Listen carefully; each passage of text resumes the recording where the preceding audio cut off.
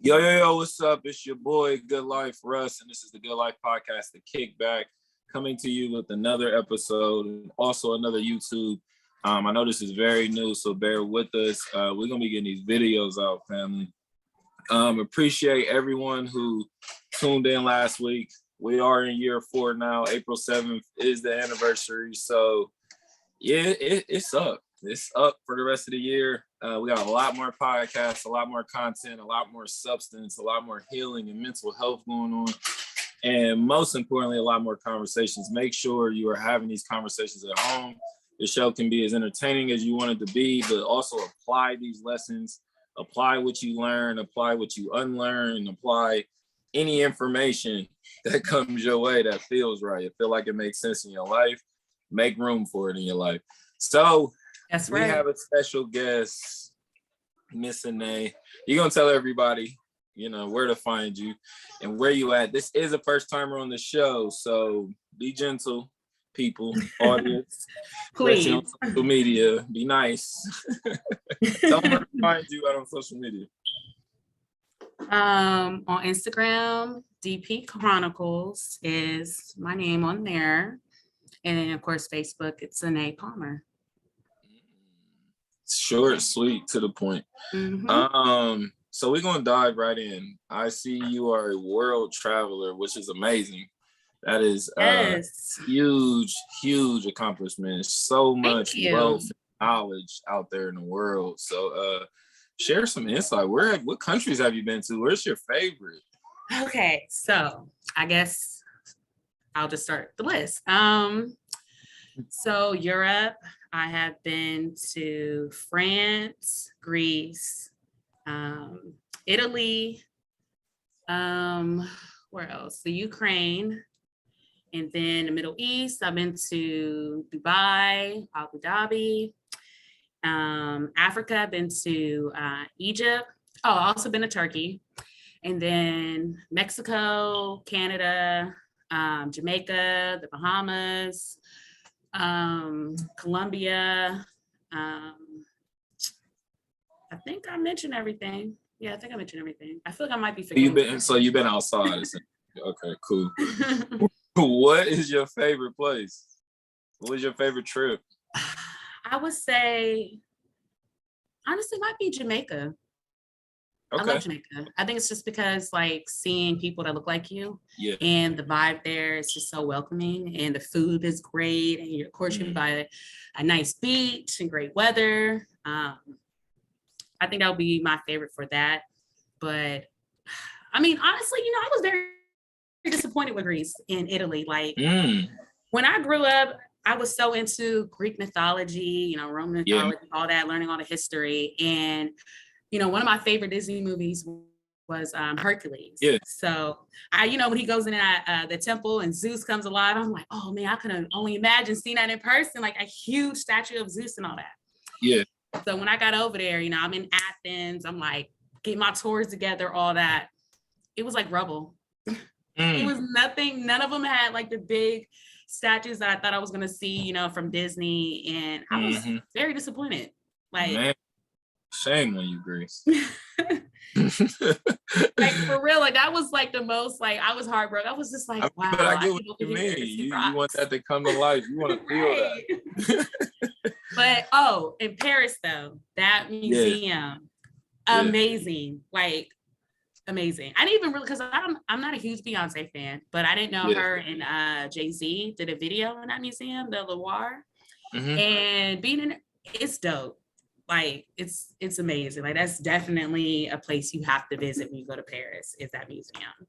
Say less. And our friendship might have grown just now because I'm not a huge Beyonce fan either.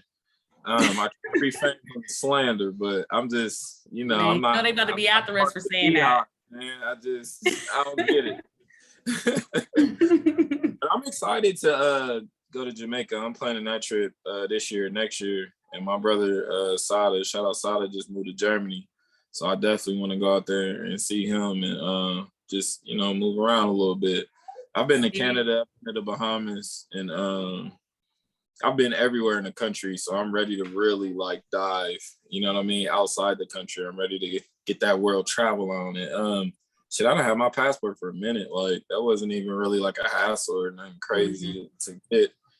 And I think for a time period, I was like over anxious about it. Like, man, this is gonna be a whole long process to get the passport. Like the photo was the hardest part. I'm like, oh, this is for real easy. Though.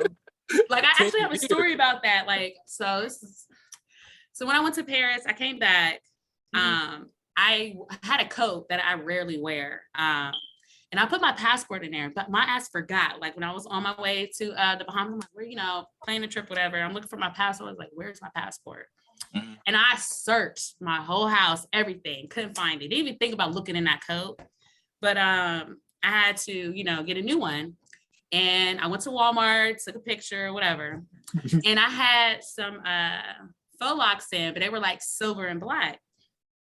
So then I get a message from the passport agency, and they're like, you can't be wearing head wraps for your for your photo. And I was like, that's not a head wrap, that's my hair. And they were talking about like I had to do this whole long process for them to, review it and all this and that. I was like, I'm leaving in like 4 weeks. I don't have time. So I had to actually take my hair out and just be as natural as possible. You know what I mean? Like I'm not wearing no eyelash, no nothing, no makeup, no anything. Like, so y'all can't even say like, hey. Wow. And I ended up getting it on time. And then the funny thing was when I came back and I was just happy to be cleaning out my closet, throwing some coats out, and I found my other passport in my coat pocket. That's clutch. That is clutch. My story didn't end that beautifully. I lost my passport last year in Myrtle. It's a tragic story. At a club that you didn't even need IDs to. So yeah, that was fun. But I got it for OVO Fest. We head to Toronto, and I've been in Toronto a few times. I love Toronto. I would get property there. It's beautiful. It's like New York, but a little different. Yeah, it's cold. But I've lived in Boston. Like I lived that way. So, and I don't mind. I like the fall time. I'm not really like a summer hot type of person. Like I don't mind it being cold. You know what I mean? If it was fall year round somewhere, I would live there. I don't know what that's about, but I love it. But I don't know. I don't know. But it was a big culture shock though there. You know what I mean? People just are different. And then most of their money's coins, so that's different. The strip clubs are different. Like everything is coin. Different. Like you were throwing coins at strippers? Nah, you gotta put them into the slot. It's whack. I end up leaving. Wait, what? I asked the lady, like, is there ATM?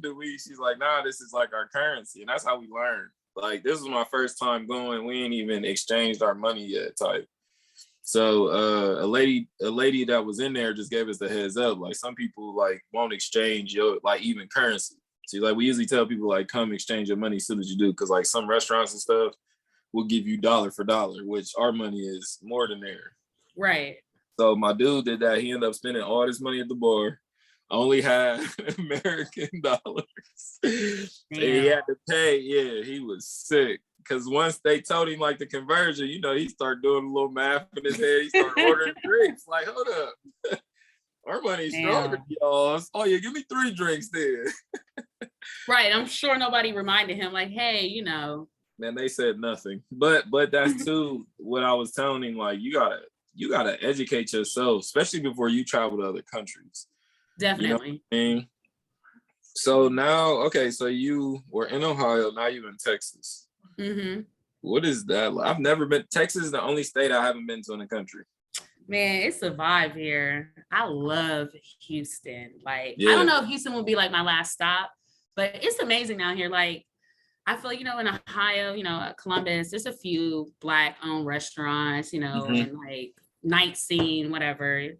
But in Houston, it's so many options. Like, I haven't even been to all of the options. Like, it's just so much, depending on what your vibe is, what kind of food you're looking for, it's just so many options. And I love that, and just seeing us and like, these business owners, doctors. Like I met a doctor yesterday, a Black woman who was a plastic surgeon. So wow. you would really me. I'm just like, this is like so tight, like seeing people like us doing a lot of great things. So Houston's where it's at, and it's very diverse. Awesome. Yeah, that's all I hear is the food, the blackness, the weather. They're things I enjoy. So I'm like, yeah, I'm planning Texas this year with my brother. He wants to go. He goes a lot, but yeah, I'm excited. I'm because I want to hit Houston and Dallas. So I'm real excited. So what do you feel like the differences are in the South from the Midwest? Like even with the people? Well, I think like here in Houston, there's so many people not from Houston. So I haven't really got like Okay. the authentic Houston vibe, I guess. Gotcha. Like literally everybody I met, they're from Detroit, they're from Chicago, they're from California and Louisiana. Those are the top four. So and I feel like, people are like, oh, you're down south, supposed to be that Southern hospitality to a certain extent. Yeah. But I would say also they support each other. I feel like in Columbus, they didn't really do too much of that. Not saying it's not there, but in Houston, they have networking events. Like I haven't met no one trying to gatekeep. Like whatever you're trying to do, you can find someone that will mentor you. Like it's great. That's awesome. Yeah, I definitely got to get down to Houston. It sounds like a beautiful place. So how do you feel, because we were having this conversation off air as far as the masculinity and femininity, which I kind of feel like, we can play off of this. I'm wondering, do you get a different vibe down there from the men in Texas, from the men in Ohio, or no, or men just men? Honestly, I've been around the country too, like from West Coast, East Coast. So you don't see a lot of different people. Yeah, and it's pretty much the same. It's not much different. So glad you said that, because I feel the same way. I don't see big differences in like other places. Like people are just people. So what are your stances on masculinity and femininity, especially as it pertains to our generation? Because I think our generation is the most curious with, one, what these two words mean, and then two, how it applies to them. I agree with you on that. But also I feel like it's such a broad thing, because I feel like a lot of that toxic masculinity, like, men shouldn't cry, it shouldn't be emotional and all this other stuff. But I feel like now it's being talked about, because even just some Black men I just know down here just having conversations, they're like, yeah, I'm learning to open up, like not be so angry, not hold things in, even that's writing or working out or, doing something else where I can release that, where I'm not walking around, holding that. And I'm like, that makes sense. So, but also I don't, I know a lot of women are also on that same path too, but I feel like, I don't know if it's really aligned though, together. I think, because I love this topic. It is super broad, but also I think it has a lot to do with people's security or their lack thereof of self-security, like their insecurities. And for me, considering men, I was on the opposite end of the spectrum of how most men grew up. Like my whole life, I've been very in tune with my feelings and able to articulate my feelings. You know what I mean? I've been able to tell somebody like, yo, that hurt my feelings, like what you just said. And like, I don't hate you, but I need you to know, like, you know what I mean? What you said, like, no, that wasn't cool. So for me, that kind of outcasted me when I was younger, because there was this big push to have men be manly men, you know what I mean? Right. Like, and not have feelings at all, which, come on, like everybody has feelings. Like it's flawed logic. And I think it came from fear. You know what I mean? I think people ran into either weak men or they ran into a certain type of man and they're like, okay, this is how men should be. Not understanding, even within men, we're all different. You know what I mean? We all have different comprehensions of awareness, and also like if we can even articulate our feelings, you know what I mean? Because we aren't taught how to. So that's something a man has to go seek on his own to figure that out, which I got a lot through poetry. Like that's how I was understanding that, because it was just men articulating their feelings about shit men don't talk about. You know what I mean? So yeah, it was this, society wanted to paint this certain picture. Now I feel like our generation, the women are piggybacking off of that toxic like masculinity thing. Like that's, and a lot of women are starting to adopt those personalities. And to me, it'd be somewhat from hurt. It's like a man like this hurts you. And this is how you feel like you're working your way through it or understanding like who he was. You know what I mean? But he was hurt. Like he don't understand who he was. It's not like somebody can just really sit and explain like, okay, this is why I'm hurting you, and this is why I'm toxic, and this is why I'm doing this. Like a lot of people haven't dug that deep to really understand the root behind that. You know what I mean? So now I feel like this is what's causing the disconnect, like with communication. This is what's, because it's like men and women just always role reverse, like through the errors. Like if you really look at errors, like when men are super emotional and feminine, women are tough and strong. And when the men are super dominant, the women are passive. Like it's like they're missing each other. You know what I mean? Mm-hmm. And I don't think we have knowledge of a time when we were really cohesive like that.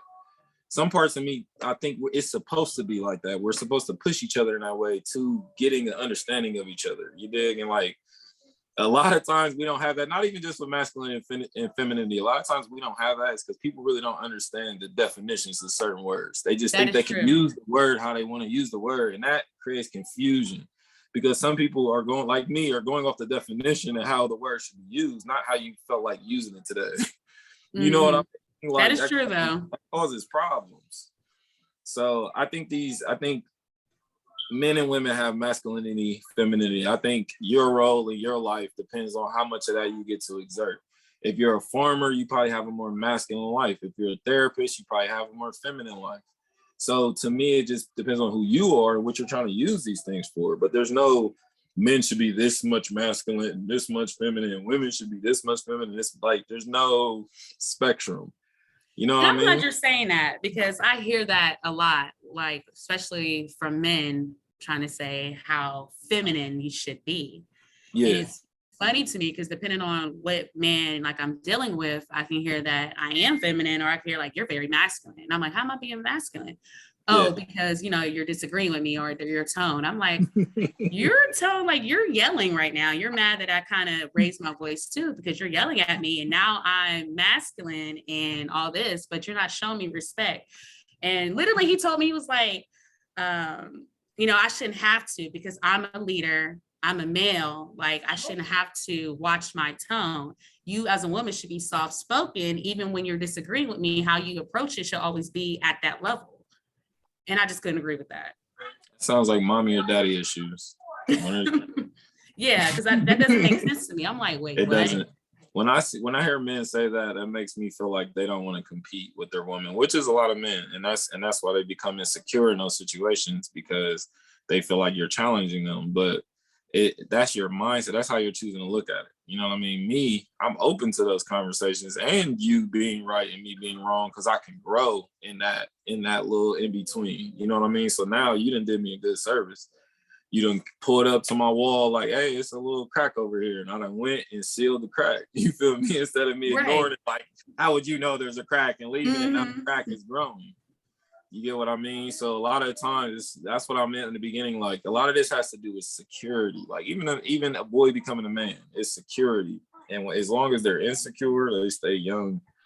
They stay single-minded. Like things have to be this way, and you have to be this way because this is what I know. This is safe for me. I can navigate this path. But if you start doing something I ain't never seen, how am I supposed to deal with that? Don't do that. Right. You know what I mean? And someone who cares about you to me will not want to box you in. They will want you to grow and be as smart and as fruitful as possible, even if at their own expense, even if that means that you're now correcting me.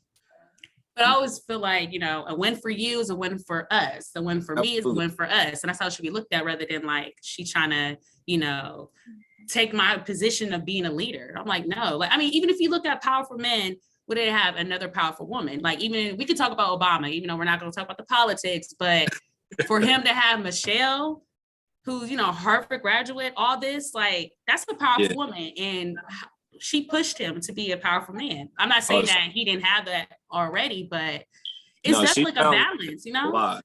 She challenged him a lot. I read both of their books. His book is long as hell. It's really good. And I did his on Audible, and I can still hear his voice in my head. But he talks about that a lot, actually. And when he was running for office and running for certain types of governors and laddering up, she was telling him yo, we got kids and bills and you know what I mean? And he's writing books just for money at the time. But like, so even sometimes in that sense, she was like, yo, this is the plan, let's stick to the plan. And he's deterring from the plan. And she's telling him, like, being straight up honest with him, like, this ain't what we said we was doing. Like, so you on your own with that. Like, you want to run for that? Because I think he was running in Chicago. And she's like, that's cool, but this your thing. You know what I mean? So he ended up pulling it through. I think somebody had dropped out. He ended up winning. And he even said, like, I just went back and told her, like, you was right. You know what I mean? He's just like, sometimes even when we think we right and we won, like, it's not even about that. It's the fact that you had somebody who had your back and they was going to care enough about you to be honest with you. And I think that's what's creating some insecurity too, like within our generation, because everybody calling each other and lying to each other. Like, the people telling you the truth is the ones that care. But it's funny how you get labeled as being mean. Like, I hear that all the time. You're mean, you're mean. I'm like, I'm just being honest. Probably aggressive too, huh?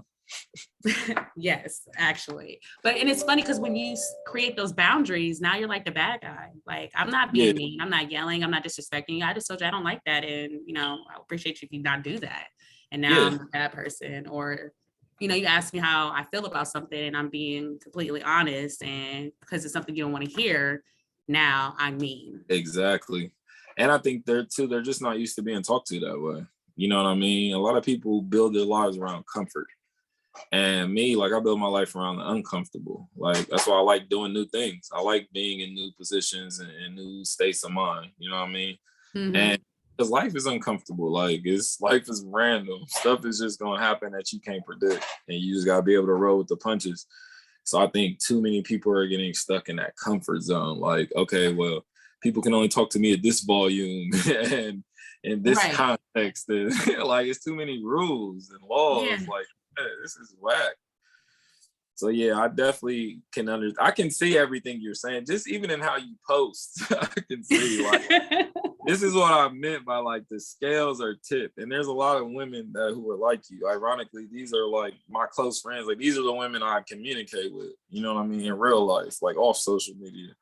Because they challenge ideas, they have their own thoughts, they have their own views, they have their own way that they want to live.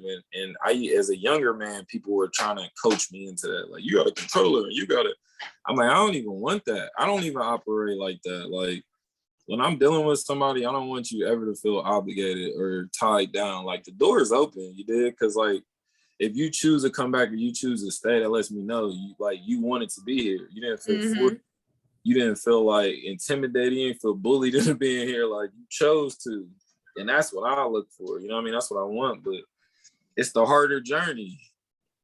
Sometimes you got to push away things that you want right now, but it's not what you need.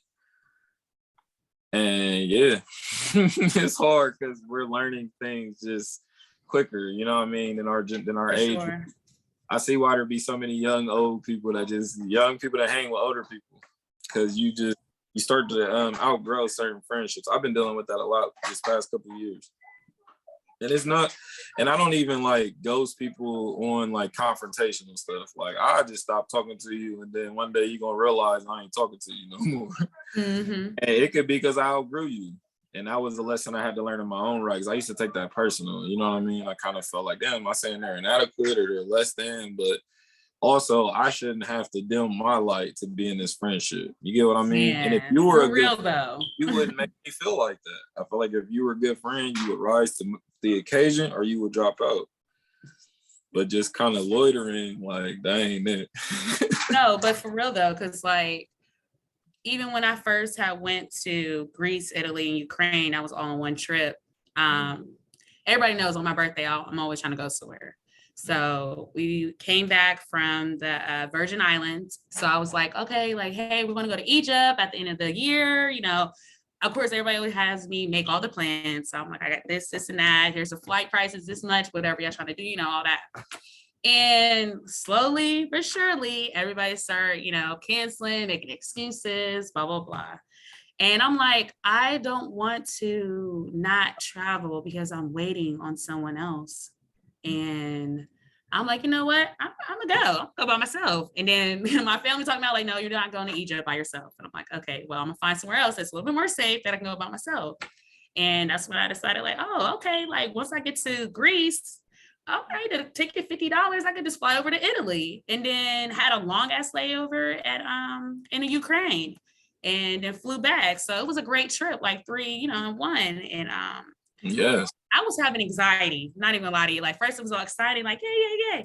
And then like the week of, I'm like, oh my goodness, I'm about to go to Europe by myself. Like, yeah. And yeah, it was scary because like any other time I traveled with someone, but then I was like, okay, I'm uncomfortable, but I got this. I'm gonna be okay. And you had it. Amazing. Here you are. But yeah, that movie Hostel did it for me. I was like, Hostel was like, I was like, yeah, we going to Europe in groups. But see, she broke the rule. Like, you don't tell people that you're, there by yourself. You don't tell people where you're staying. Yeah, like, those are big rules. Like, I'm like, no, they're at the room, blah, blah, blah. And then, keep it pushing. Like, I'm not going to give you all the information. That's true. That's true. I don't want to defend her ignorance, but that was a wild movie. Right. She invited him to the house and all that. I'm like, what? This is begging for it. Mm-hmm. But I do want to, that's kind of my vision of Europe. Like, I want to backpack through. I want to wine and cheese and try the food. And I'm like a sights person. So like, I like to take pictures and I like to see sight, like take it in and then go to the next place. You know what I mean? Yes. So that's going to be exciting. So what do you do in your day-to-day life? What, you know what I mean? Like, what is your routine? How do you like to live your life? You like to party? You like to read? What are some hobbies? Because now I'm intrigued. This is now I'm very. I am so over the place. Like, everybody's like, okay, what are you doing new now? I'm like, oh, I got this going on. So I guess like my day-to-day life, when I wake up, I literally have to drive myself out of bed because I'm not a morning person. But I start out by, going to my altar, making sure everything's nice and neat, putting water, feeding my plants and stuff like that. And honestly, like, when I pray, I always just pray, like, holding my crystals. Not saying I'm praying to my crystals, but it just gives me more, I don't know, like something to feel, I guess. Yeah, more attention. I know what you mean. Yeah. So I always just pray to God, and I'm talking to my ancestors. I'm like, okay, we have a good day. And then I'll tell them like, hey, I got this plan. So can you help me out? Like, put a good word in. I appreciate it. But if not, just, teach me, but hopefully not be too harsh, if you know what I mean. Because sometimes I had a hard lesson. So I'm like, I don't need no more of those, but I understand. And after that, then I go to work, then I come home and I'm either doing some reading, researching, watching Marvel, TV shows, movies, or something on Netflix. Like, I'm a big movie person. Nerd. Yeah. Yeah, I'm a nerd too. It sounds like my day. Yeah, that's all I'm literally doing. And then I'm playing with my cat, or I'll take him on walks and little stuff like that. But it's pretty simple. Unless it's time for the turn up, then it's a whole different story. I'm sure there's some turn up in there. I mean, you went to Texas. Yeah. And it's like every day. I'm like, shit, I don't know. Y'all can't be possibly working because I'll be tired. Like, I'm older now. Like, no, I need sleep. They've been doing it for years. They done got used to it. Mm-hmm. So since we talking about Marvel, what didn't you like about Moon Knight? Or what was up with the Moon Knight slander? I was like, okay, not slander, but I just feel like it was kind of, I needed some more story. I feel like everybody was like, oh, everybody just wants action. I'm like, I feel like it didn't go into detail with the story. Like, why is, I'm just calling by his real name, Ethan Hawke. Why is he putting glass in his shoes? Like, I guess I was still trying to understand that concept. And then I'm like, is he just trying to make it seem like he has to walk with that cane? Like, makes it easier for him to fake that? Or is it more of like a spiritual thing? Like, I want to personally suffer. It's context. It's letting you know how old he was. So you know how Moon Knight, like, did you see the second episode? Yeah. Okay, so how he is like the Avatar. So Ethan Hawke was the first Avatar, which should show you like he's been alive for a long time. Mm-hmm. That is like part of how he converted to who he is now, like the glass in his foot, the glass in his shoes thing. So it's like a punishment. Got you. Okay. Yeah, but it's a part of his sacrifice. Him basically showing his loyalty. but it's a punishment because he was rocking with bro first. You know what I mean? So this has like, all right, prove your loyalty to me. Like, get up and wear these glass shoes every day. Interesting. He feels all that. Like he can feel all that. It ain't like he can't feel it. Right. Like, ouch. Yeah. So I feel you, but I think personally it's kind of like Guardians of the Galaxy type where a lot of people didn't know these characters. So for real, in 2 episodes, they did pretty good, and like, cause it's a lot, you know what I mean? It's a lot. It's gods, like it's alter egos. It's a lot to explain. And 2, I know Marvel's about to rush Moon Knight into a bunch of stuff. I seen he signed a big deal. I think it's like 6 or 7 like cameos, appearances. So they already planning, because he was a part of Avengers at one point too. You know what I mean? Like in the comics, a lot of people went through the Avengers because they was either dying or going off into space to do something else. Right. Nick Fury he had everybody on speed dial. Like, yeah, pull up. Like, we need 6 people. So he was a part of that too, because he's kind of like an anti-hero. You know what I mean? He don't really, I wouldn't say, he has his purpose and his reasons for what he does. And if we both got the same villain, like, yeah, we can jump it. But I'm not going on your next mission after this. Like, I got some other stuff about to go, some vigilante work. Because you see, he be killing people. Right. But speaking of that, so yeah, his alter ego Mark is married to, what's the name? You know what I'm talking about. Yeah.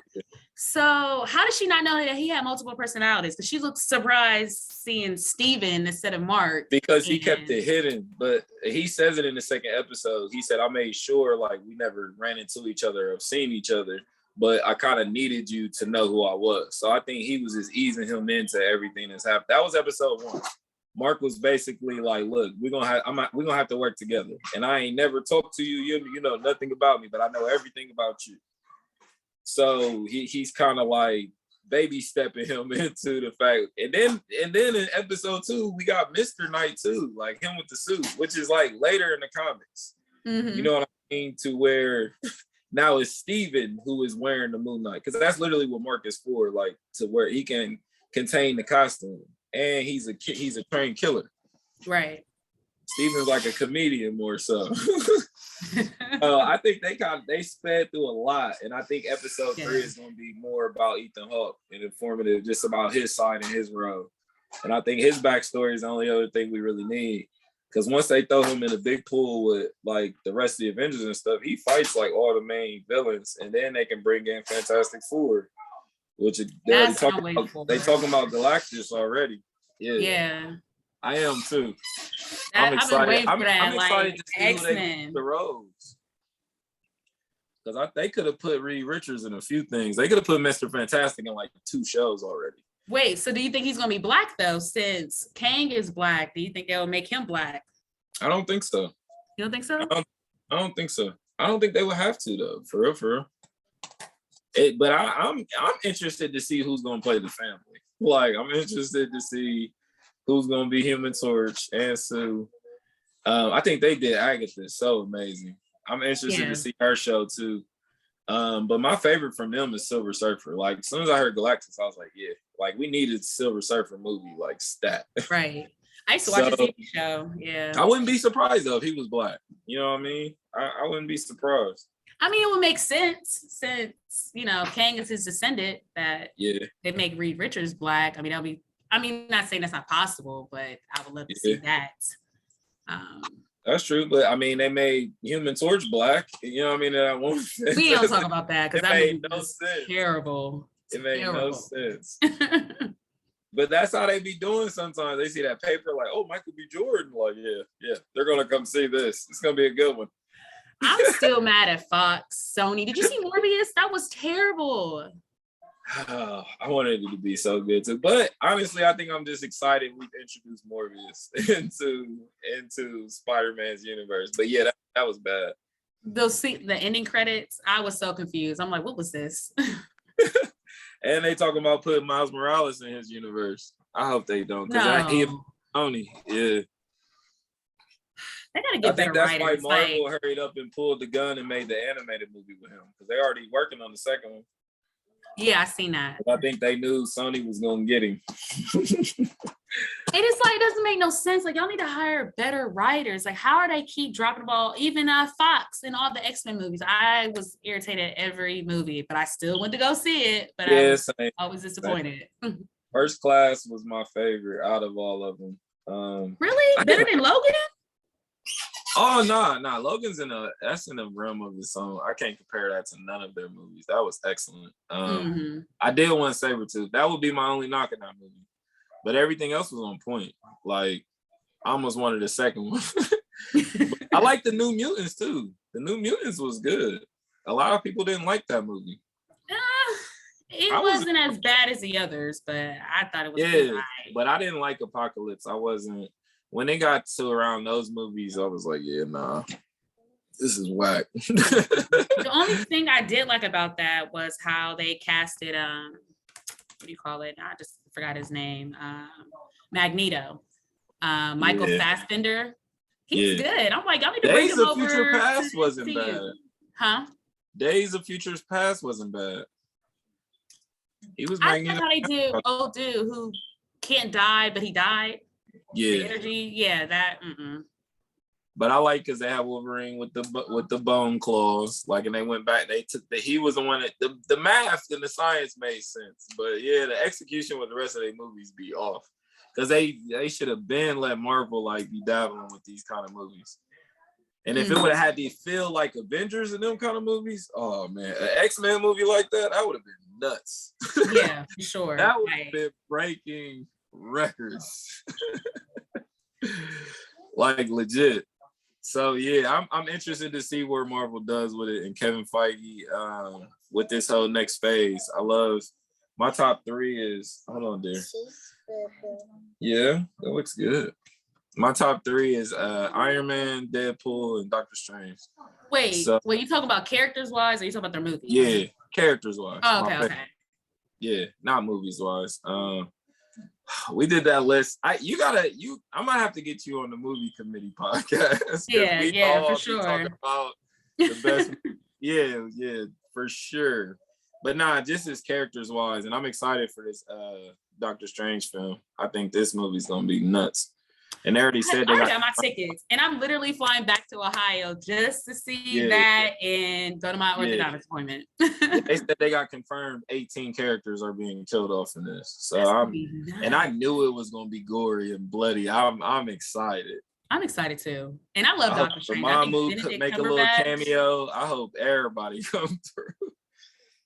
So it is confirmed though that they're gonna have the old Professor X. And Logan is gonna be there. Well, Hugh Jackman. Okay. Yeah. They haven't showed the rest of the Illuminati though. I think it's like 4 characters they haven't showed. I think they only confirmed 3. But that's beastly because that's a whole nother, you know what I mean? Like whole nother storyline they can play on. The only thing I'm worried about, I guess, is like the Marvel part of it, like the Miss Marvels, Captain Marvel. I feel like they still haven't got that together yet. So I'm curious to see how they're gonna have is it gonna be America Chavez? How they're gonna bring her in and all that? I'm interested too, but I think they're doing it this way. I hope to strategically because you know how like in Civil War there was people missing, in Infinity War there was people missing, in Endgame there was people missing. I think they're trying to bridge those gaps instead of just being like, oh, well, where was Captain Marvel when all this was going on? Like, right. If Nick Fury didn't know her since the 70s, like Thanos, Loki, like